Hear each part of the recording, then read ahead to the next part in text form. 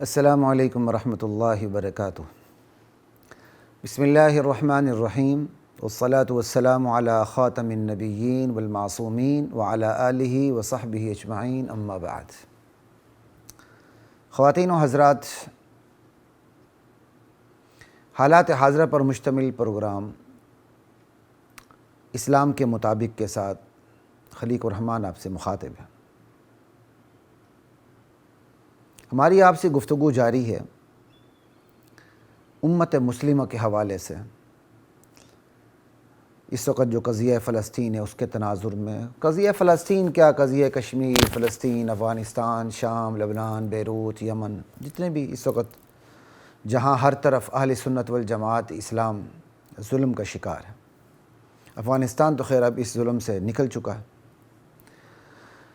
تو اسی تناظر میں ہم بات کر رہے ہیں کہ امت مسلمہ اپنی بقا کے مسئلے سے دوچار ہے۔ بقا چاہے اس کا تعلق فکری بقا سے ہو، چاہے اس کا تعلق وجودی بقا سے ہو، وجود کی بقا سے ہو۔ پہلی نشست میں ہم نے اس حوالے سے بات کی کہ امت مسلمہ اپنے فکری اور خارجی وجود کی بقا سے دوچار ہے۔ یہ پہلے نشست میں ہماری بات ہو چکی ہے۔ آج کی اس نشست میں ہم یہ بات کریں گے کہ امت اپنے اس مسئلے کو، بقا کے مسئلے کو کیسے نپٹے۔ اسلامی تعلیمات میں اس کا کیا حل موجود ہے۔ اسلامی تعلیمات کی خصوصیت یہ ہے کہ وہ کسی بھی مسئلے کے حل کا آغاز اس کی بنیاد سے کرتی ہے۔ مرض جہاں علاج وہاں۔ لہٰذا اسلامی تعلیمات کو اس مسئلے کا حل، اسلامی تعلیمات کو اس مسئلے کا یقینی حل خود انسان کی انفرادی زندگی میں نظر آتا ہے، جو اجتماعی زندگی سے گزرتا ہوا ریاستی زندگی پر نتیجہ خیز ہو جاتا ہے۔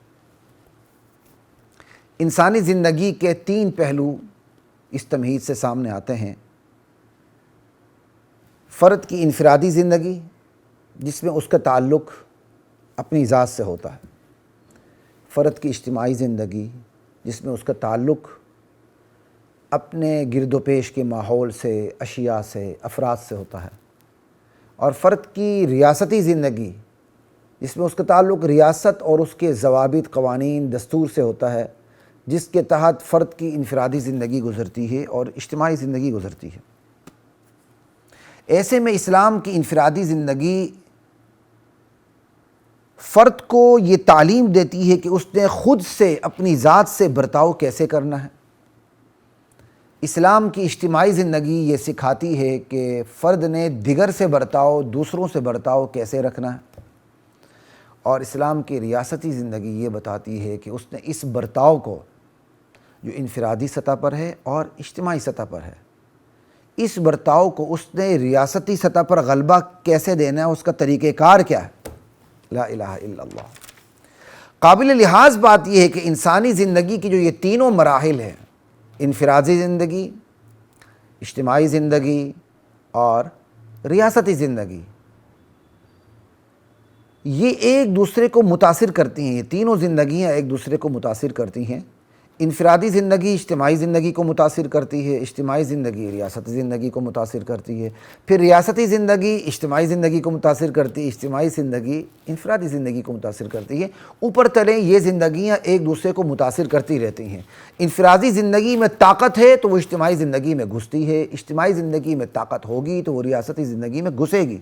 اسی طرح ریاستی زندگی کے اندر اگر اپنی طاقت، اپنا تسلط موجود ہے تو ریاستی زندگی اجتماعی زندگی میں گھستی ہے۔ اسی طرح اجتماعی زندگی کے اثرات انفرادی زندگی پر ہو کے رہتے ہیں۔ یہ بالکل ایسا ہی ہے جیسے اسلام اور ایمان۔ اسلام ظاہری اعمال کا نام، ایمان باطنی اعمال کا نام۔ اگر ظاہری اعمال میں جان ہو تو وہ پھر اندر اترے بغیر، دل کے اندر اترے بغیر نہیں رہتا۔ اسی طرح اندر ایمان کے اندر جان ہو تو وہ باہر چھلکے بغیر نہیں رہتا۔ اسلام اور ایمان ایک دوسرے کو کراس کرتے ہیں۔ بالکل اسی طرح انفرادی زندگی، اجتماعی زندگی انسان کی اور ریاستی زندگی، یہ ایک دوسرے کے اندر داخل ہو جاتے ہیں۔ لا الہ الا اللہ۔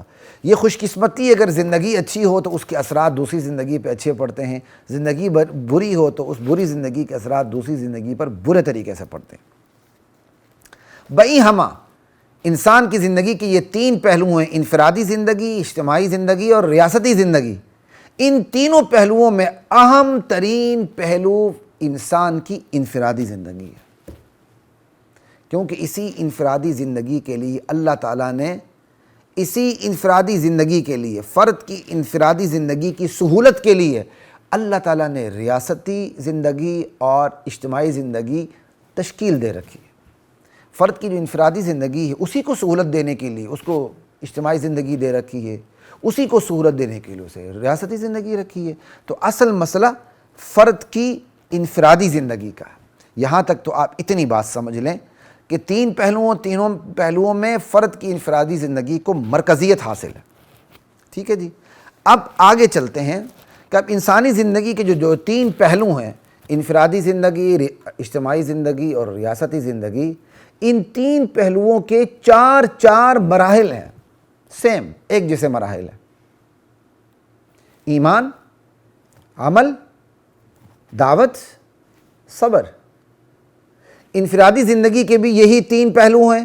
انفرادی زندگی کا تعلق ایمان سے، انفرادی زندگی کا تعلق عمل سے، انفرادی زندگی کا تعلق دعوت و تلقین، دعوت و تبلیغ سے، انفرادی زندگی کا تعلق صبر سے۔ یہی اجتماعی زندگی جو ہے اس کے بھی یہی چار مرحلے ہیں کہ اجتماعی زندگی کا تعلق ایمان سے، پھر عمل سے، پھر دعوت و تبلیغ سے، پھر صبر سے۔ ریاستی زندگی کے بھی یہی چار مراحل ہیں کہ ریاستی زندگی کا تعلق ایمان سے، پھر عمل سے، پھر دعوت و تبلیغ سے اور پھر صبر سے۔ تو یوں انسانی زندگی کے تین پہلوؤں کو چار مراحل کے ساتھ ضرب دینے سے کل 12 پہلو سامنے آتے ہیں۔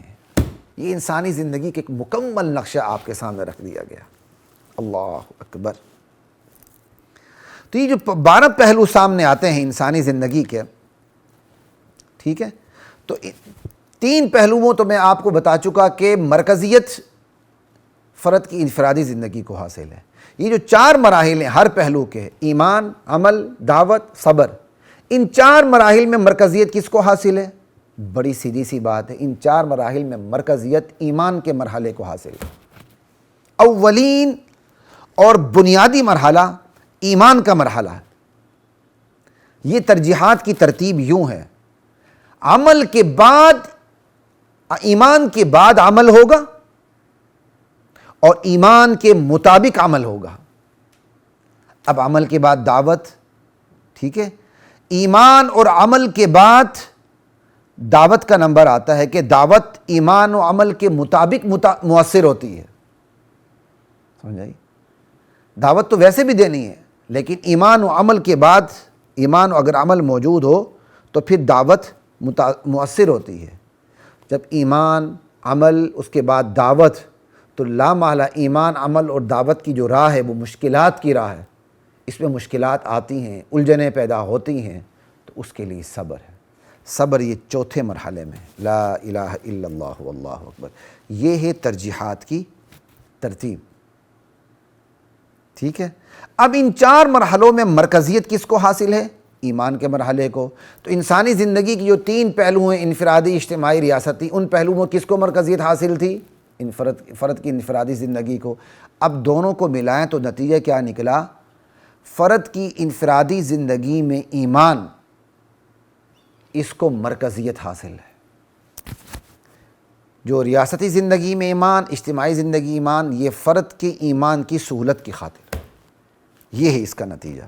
وَلَقَدْ أَنزَلْنَا